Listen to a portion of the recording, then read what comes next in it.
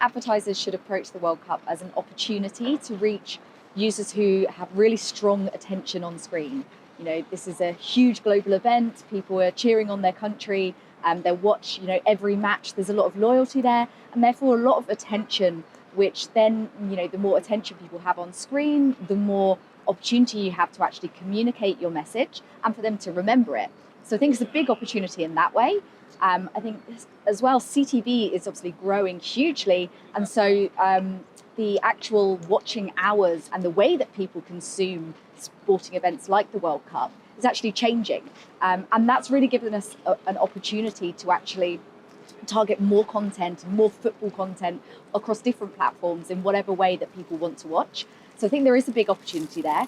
Obviously this year it's slightly different, a different time of year, a different different location, and there's certain things that some advertisers have chosen not to kind of advertise around. But I think in certain markets where the World Cup is huge, like LATAM, for example, you're kind of missing a trick if you're not around, such a huge event. So we've just started working in the sustainability space. So we're working with Scope 3 around offsetting kind of the carbon emissions. I think there's some really shocking statistics in how, a million ad impressions is the same as, a flight from London to Boston.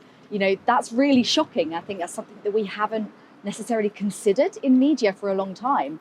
Now that we know that, we have a responsibility to actually do something about it.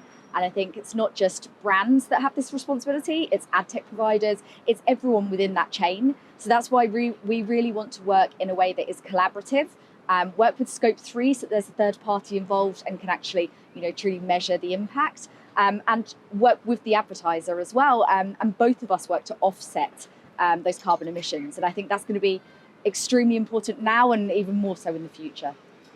In 2023, I expect user behaviour to kind of change slightly, in that I think there's going to be more users watching AVOD platforms. I think there's going to be more consumption of content, but high expectations as well. Users are expecting things for free now, and there's still a high level of quality content expected.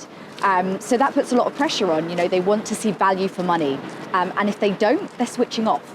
So there's a big kind of pressure, but also an opportunity, to reach these users. I think there's going to be much more interaction as well.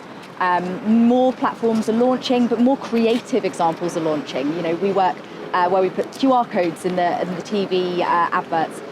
That's a real opportunity, and people actually kind of have said they preferred that approach. So I think there's going to be a lot more interaction between the user watching and actually, utilising second screening to actually kind of communicate with the brand and interact.